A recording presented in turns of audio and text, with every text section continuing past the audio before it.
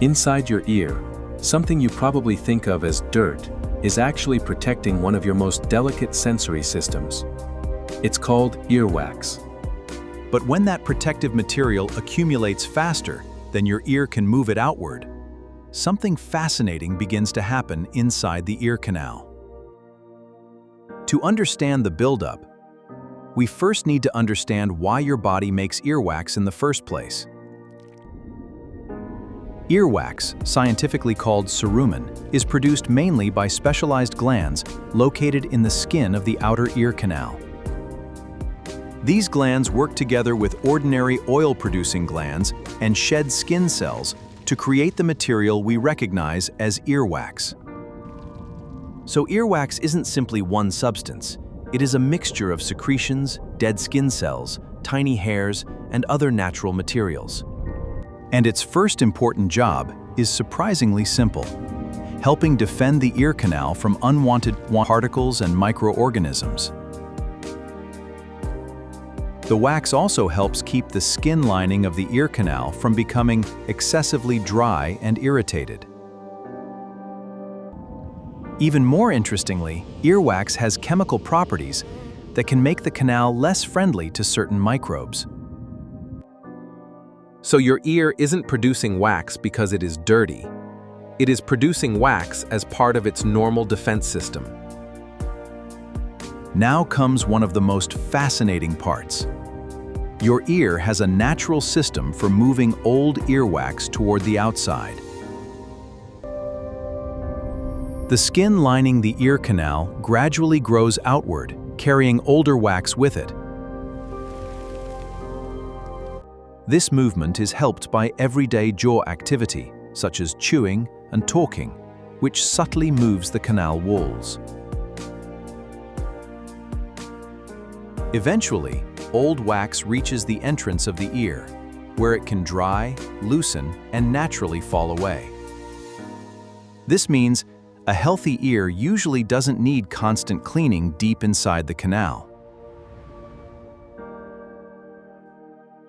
But this system isn't perfect. Sometimes wax production, movement, and removal become unbalanced. When this happens, layers of wax begin collecting inside the external auditory canal. At first, you may notice almost nothing because the canal still has enough open space for sound to travel normally. But as the accumulation grows, the available passage becomes narrower. And this is where earwax can begin interfering with the mechanics of hearing. Sound normally enters the ear canal and travels toward the eardrum, causing it to vibrate. Those vibrations are then transferred through 3 tiny bones in the middle ear. From there, the vibrations reach the inner ear, where specialized sensory cells help transform mechanical movement into nerve signals. But when wax significantly blocks the ear canal, less sound energy may reach the eardrum efficiently. The result can be a sensation of muffled hearing, as though sound is coming through a barrier. Some people may also notice pressure, fullness, ringing, or an unusual awareness of their own voice. If wax continues accumulating, it can become compacted and firmly lodged inside the canal. This is commonly called impacted earwax, and its texture can change as water is lost, and the material becomes harder. A particularly interesting problem is that the blockage can sometimes sit close to the eardrum, where there is very little room. At this stage, hearing changes may become much more noticeable because the physical pathway for sound is heavily restricted. Now consider what happens when you insert a cotton bud deep into the ear canal. Instead of removing all the wax, the pressure can push some of it farther inward. Repeated attempts can compress separate layers of wax together, making the blockage denser and harder to move. And because the ear canal is narrow and delicate, inserting objects can also irritate or injure its sensitive skin. That is why the ear's natural cleaning system is often safer than trying to scrape deep inside it yourself. Some people are simply more prone to buildup because their ear canals produce more wax or move it outward less efficiently.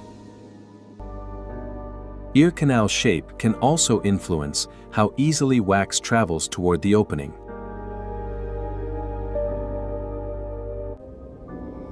Small hairs inside the canal also interact with wax and help trap particles before they travel farther inward.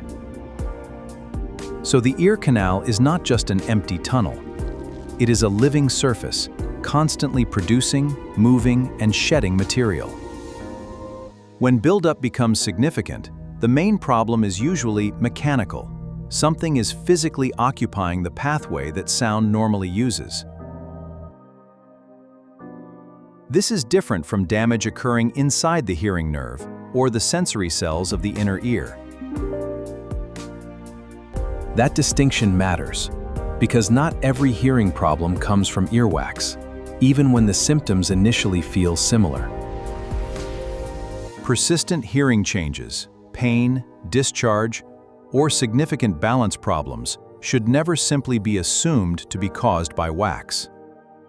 The big lesson is that earwax is not your enemy. In normal amounts, it is an important part of the ear's protective environment. The problem begins when production and removal fall out of balance, allowing wax to accumulate faster than the ear can move it away. And sometimes, the very thing intended to clean the ear can push the wax deeper and interfere with this natural process. Your ears are already equipped with an elegant self-cleaning system. Understanding it can help you avoid disrupting the biology that normally protects your hearing. Your earwax is more than waste. It is part of your body's defense system. Follow Core Anatomy for more fascinating journeys inside the human body. Thanks for watching. Like and share this video. Drop a comment if you learned something new today. And follow or subscribe for more educational content on human anatomy.